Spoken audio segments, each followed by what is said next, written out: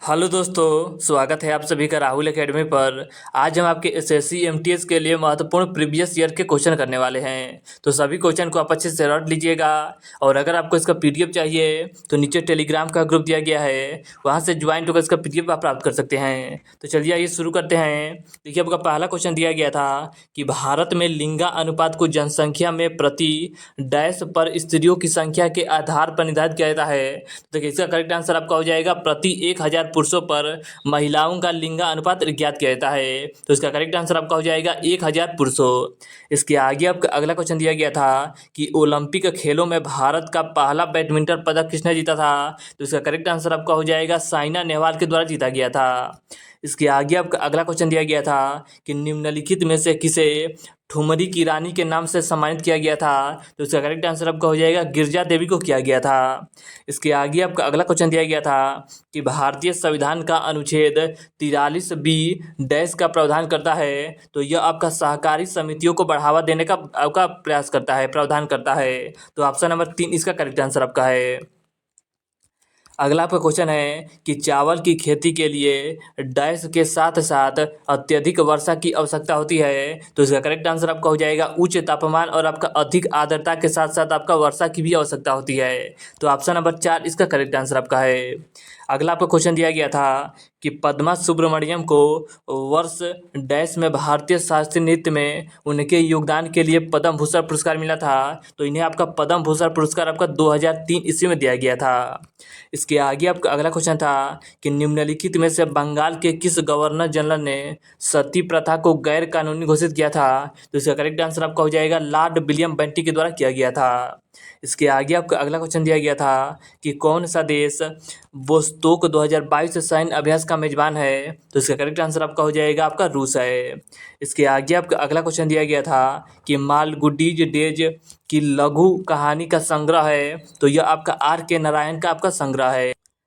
देखिए, आपका अगला क्वेश्चन दिया गया था कि निम्नलिखित में से कौन अकबर के बाद भारत में मुगल वंश के सिंहासन पर बैठा था। तो इसका करेक्ट आंसर आपका हो जाएगा, देखिए, अकबर के बाद आपका जहांगीर बैठा था। इसके आगे आपका अगला क्वेश्चन था कि सुमोन बाइल्स का संबंध किस खेल से है। तो देखिए, इसका संबंध आपके जिम्नास्टिक से है। तो ऑप्शन नंबर 2 इसका करेक्ट आंसर आपका है।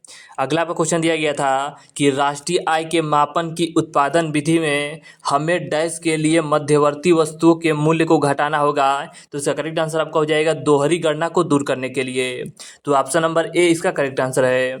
अगला आपको क्वेश्चन दिया गया था कि बाल विवाह निषेध संशोधन विधेयक 2021 महिलाओं की विवाह की न्यूनतम आयु को बढ़ाकर डैश वर्ष करने का प्रयास करता है। तो इसका करेक्ट आंसर आपका हो जाएगा 21 वर्ष करता है। तो ऑप्शन नंबर 3 इसका करेक्ट आंसर आपका है।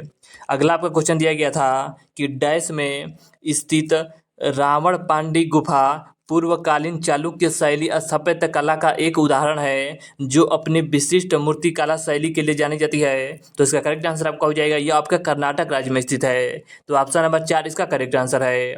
निम्नलिखित में से किस ग्रह का कोई उपग्रह नहीं है। तो देखिए, आपका शुक्र ग्रह का और आपका बुध ग्रह का कोई उपग्रह नहीं हमें देखने को नहीं मिलता है। तो इसका करेक्ट आंसर आपका हो जाएगा शुक्र ग्रह।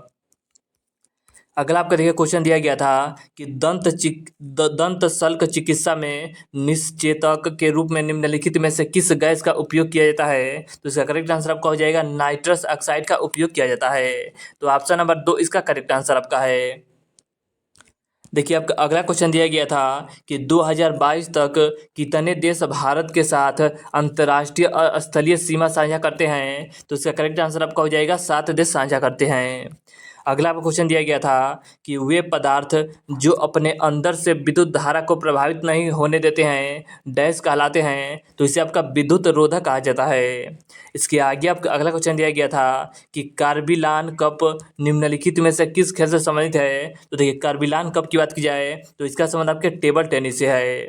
इसके आगे आपका अगला क्वेश्चन दिया गया था कि हरे एवं कोमल तने वाले पौधे डैश कहलाते हैं। तो इसे आपका साग कहा जाता है।